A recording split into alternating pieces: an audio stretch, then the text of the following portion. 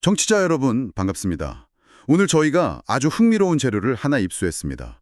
바로 월트 디즈니 컴퍼니의 2025년 4분기 실적 발표 녹취록인데요. 오늘 저희의 임무는 이건 그냥 재무 보고서로 보는 게 아니라 디즈니가 지금 짜고 있는 거대한 이야기의 다음 챕터를 읽어내는 겁니다. 네, 맞습니다. 바로 20세기 콘텐츠 왕국에서 21세기 기술 제국으로 변신하려는 그 야심찬 계획 말이죠. 그렇죠. 이건 그냥 분기 실적 발표가 아니라 뭐랄까 디즈니라는 거대 함선이 지금 어디로 가고 있는지를 보여주는 항해 일지 같아요. 항해일지요. 아주 좋은 비유네요. 스트리밍 전쟁의 미래, 또 콘텐츠 제국의 방향, 그리고 기술과의 융합까지 모든 사업부가 그 기술 제국이라는 목표를 향해 어떻게 맞물려 돌아가는지 그걸 들여다보는 시간이 될 것 같습니다. 좋습니다. 그럼 그 항해일지의 첫 페이지, 가장 먼저 눈에 띄는 숫자들부터 한번 열어보죠. 주주 환원 정책이 정말 공격적이에요. 네, 맞아요. 2026년 자사주 매입 목표액을 2배인 70억 달러로 늘리고 배당금도 50%나 올렸더라고요. 이게 그냥 우리 돈 잘 번다 이런 자신감의 표현일까요? 아, 정확히 보였습니다. 근데 이게 단순한 자신감 표출을 좀 넘어서는 일종의 파워게임 선언이라고 봐야 해요. 파워게임이요? 네, 한번 생각해 보세요. 지금 미디어 업계 전체가 불확실성 때문에 다들 허리띠 졸라매고 있잖아요. 그렇죠. 다들 힘줄다고 하죠. 경쟁사들은 미래가 불안하니까 투자를 망설이고 있는데 이런 상황에서 디즈니는 우리는 미래 현금 흐름이 너무 확실해서 우리 주식에 이렇게 공격적으로 투자할 수 있다. 이걸 시장 전체에 위치는 거거든요. 아, 경쟁자들 들으라고 하는 소리군요. 그렇죠. 격차를 아예 벌려버리겠다는 아주 전략적인 움직임인 거죠. 와, 그렇게 들으니까 완전히 다르게 느껴지네요. 일종의 경고 메시지라는 거군요. 맞습니다. 2026년에도 주당 순이익 두 자릿수 성장을 목표로 한다고 했으니 그럴 만도 하고요. 이런 강력한 재무적 자신감의 원천은 결국 컨텐츠일 텐데 올해 가장 큰 성공 사례로 릴로 앤 스티치 실사 영화를 꼽았더군요. 바로 그 지점이 아주 흥미롭습니다. 릴로 앤 스티치의 성공이 디즈니 IP 전략이 어떻게 진화했는지를 보여주는 중요한 사례거든요. 어떻게 말이죠? 말씀하신 대로 박스 오피스에서 대성공을 거뒀죠. 근데 디즈니한테 진짜 중요한 건 그 다음이에요. 그 다음이요? 네. 영화 흥행이 곧바로 디즈니 플러스의 시청률 급증으로 이어졌고요. 아, 여기서 끝이 아닙니다. 스티치 캐릭터 상품 매출이 2025년 한 해에만 40억 달러를 돌파했어요. 와, 40억 달러요? 영화 한 편으로요? 네. 영화 한 편이 스트리밍 플랫폼을 먹여 살리고 소비재 사업부의 기록적인 매출까지 이끌어내는 완벽한 선순환 구조를 만들어낸 거죠. 듣고 보니 릴로 앤 스티치가 라이언 킹이나 미녀와 야수 같은 초 A급 IP는 아니라는 점이 더 재밌게 다가오네요. 핵심을 짚으셨습니다. 상대적으로 2성급으로 불리던 IP를 이렇게 성공시켰다는 건 디즈니의 IP 활용 방식이 더 정교해졌다는 신호로 봐도 될까요? 정확합니다. 이제 디즈니는 최상위 프랜차이즈에만 의존하는 게 아니라 잠재력 있는 IP를 발굴해서 현대적으로 재해석하고 그걸 전사적인 시너지로 연결시키는 능력이 최고조에 달했다는 걸 증명한 셈이죠. 물론 그렇다고 A급 프랜차이즈를 소홀히 하는 것도 아니고요. 앞으로 나올 라인업 보면 주토피아2, 아바타, 토이스토리 5, 어벤져스까지. 아, 정말 헤비급 챔피언들이 줄줄이 대기 중이네요. 그렇죠. 컨퍼런스 콜에서도 지난 2년간 다른 스튜디오는 한 편도 못 낸 10억 달러 흥행작을 우리는 4편이나 냈다고 자랑할 만하죠. 이상적이긴 한데 한편으로는 이런 생각도 들어요. 토이스토리 5에 또 새로운 어벤져스라니. 혹시 관객들이 느끼는 프랜차이즈 피로감에 대한 위험은 없을까요? 굉장히 중요한 질문입니다.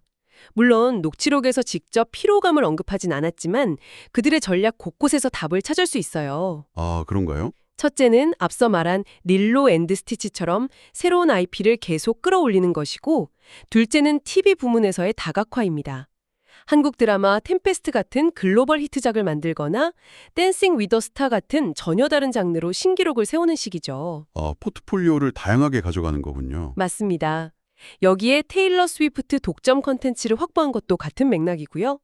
영화 프랜차이즈에만 기댈 게 아니라 TV, 글로벌 컨텐츠, 음악 다큐까지 위험을 분산하고 새로운 경험을 주겠다는 겁니다. 그렇군요. 결국 콘텐츠 제국을 더 넓고 깊게 파서 전체가 흔들리지 않게 만드는 전략이네요. 이런 강력한 콘텐츠들이 결국 흘러들어가는 곳이 스트리밍 플랫폼인데 이 사업의 극적인 반전이야말로 이번 발표의 하이라이트가 아닐까 싶습니다. 그야말로 드라마틱한 전환이죠. 네. 불과 3년 전에 연간 40억 달러 적자였던 사업이 올해는 13억 달러 흑자를 냈으니까요. 50억 달러가 넘는 개선이 이루어진 거거든요. 와, 정말 어떻게 이런 일이 가능했을까요? 이 엄청난 턴어라운드의 핵심은 두 단어입니다. 통합과 가치 증대. 특히 훌루를 디즈니의 글로벌 브랜드로 완전히 흡수하고 이제 미국에서는 디즈니 플러스랑 훌루를 하나의 앱에서 경험하게 하는 원앱 전략이 제대로 먹혔습니다. 밥 알거 CEO가 말한 슈퍼앱이라는 비전이 바로 이 원앱 전략의 최종 목표인 셈이군요. 맞습니다. 단순히 영화나 드라마를 보는 앱이 아니라 디즈니의 모든 것을 경험하는 관문으로 만들겠다. 이런 포부 같은데요. 구체적으로 어떤 모습일까요? 상상 이상으로 거대한 그림입니다. 녹취록에 나온 예시들을 종합해보면 이 앱은 디즈니 세계의 포털이 되는 거예요. 포털이요? 네, 앱에서 아바타 신작 예고편을 보고 바로 옆 탭으로 넘어가서 판도라 테마파크가 있는 디즈니 월드 여행을 예약하는 거죠. 앱 안에서요? 네, 그러면서 영화 속 캐릭터 상품을 바로 구매하고 기다리는 동안에는 관련 게임도 즐길 수 있고요. 심지어 생성형 AI 기술로 사용자가 좋아하는 캐릭터로 자신만의 짧은 이야기를 만드는 기능까지 염두에 두고 있더라고요. 와, 듣기만 해도 엄청나네요.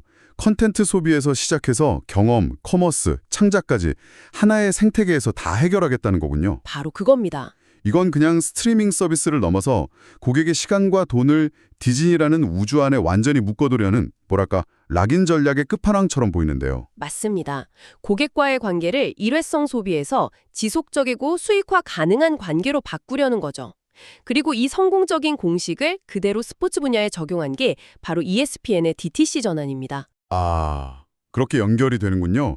디즈니 플러스와 훌루를 묶어서 하나의 생태계를 만든 것처럼 ESPN 앱을 중심으로 스포츠 팬들을 위한 또 다른 생태계를 만들려는 시도라고 볼 수 있겠네요. 정확합니다. 케이블을 끄는 코드 커터들을 새로운 구독자로 끌어들이는 동시에 기존 시청자들에게는 멀티뷰나 스포츠 베팅 연동 같은 앱 전용 경험을 제공하는 거죠. 여기서도 번들링이 핵심이겠네요. 가장 강력한 무기죠. 새로운 ESPN 앱 신규 구독자의 무려 80%가 디즈니 플러스, 훌루가 포함된 트리오 번들을 선택했다는 통계는 정말 놀랍습니다. 80%요? 엄청난 수치네요. 저만 해도 스포츠 따로, 영화 따로 구독하는 게 번거로웠는데 이걸 하나로 묶어주니까 가치가 완전히 달라지는 느낌이거든요. 그렇죠. 마치 통신사 서비스처럼 그냥 있어야만 하는 필수제처럼 느껴지게 만드는 아주 영리한 장치 같아요. 그 필수제라는 표현이 핵심입니다. 번들 구독자는 해지율이 현저히 낮거든요. 한번 이 생태계에 들어오면 빠져나가기 어렵게 만드는 거죠. 네.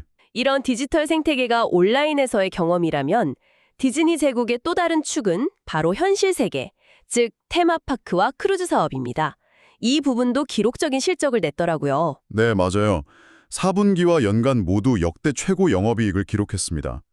디지털 전환에만 집중하는 게 아니라 자신들의 전통적인 강점도 놓치지 않고 있다는 걸 보여주네요. 오히려 디지털과 오프라인 전략이 서로를 강화시켜주고 있는 거죠. 시너지 효과군요. 예를 들어 파리에 곧 개장할 겨울왕국 테마구역은 디즈니 플러스에서 겨울왕국을 본 팬들에게는 반드시 가봐야 할 성지가 될 거잖아요. 그렇죠. 가보고 싶죠. 반대로 테마파크에서의 경험은 다시 디즈니 플러스 컨텐츠를 찾아보게 만드는 동기가 되고요.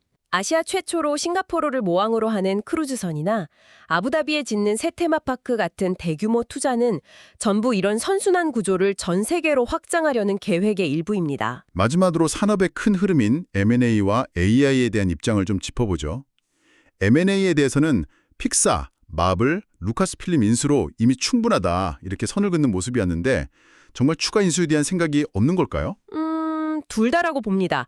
현재로서는 굳이 리스크를 감수하며 대규모 인수에 나설 필요가 없을 만큼 강력한 IP 라인업을 갖춘 게 사실이고요. 네. 동시에 지금 거대 기술 기업에 대한 규제 압박이 심한 상황에서 굳이 먼저 몸집을 불리겠다는 인상을 줄 필요도 없겠죠. 지금은 외부에서 뭘 사오기보다는 내부 IP를 활용해서 슈퍼앱 생태계를 구축하는 데 집중하는 게 훨씬 효율적이라는 판단이 깔려 있는 겁니다. AI에 대해서는 보호와 활용이라는 두 가지 측면을 동시에 강조했더라고요. 네, 그 균형점이 흥미롭습니다. 한편으로는 자신들의 소중한 IP가 AI에 의해 무단으로 복제되는 걸 막기 위해 모든 수단을 동원하겠다는 강한 의지를 보였고요. 그죠. 그게 제일 중요하겠죠? 하지만 동시에 AI를 제작 과정에 도입해서 효율성을 높이고 아까 말했던 디즈니 플러스 슈퍼앱 안에서 완전히 새로운 고객 경험을 만드는 도구로 적극 활용하겠다는 비전도 제시했죠.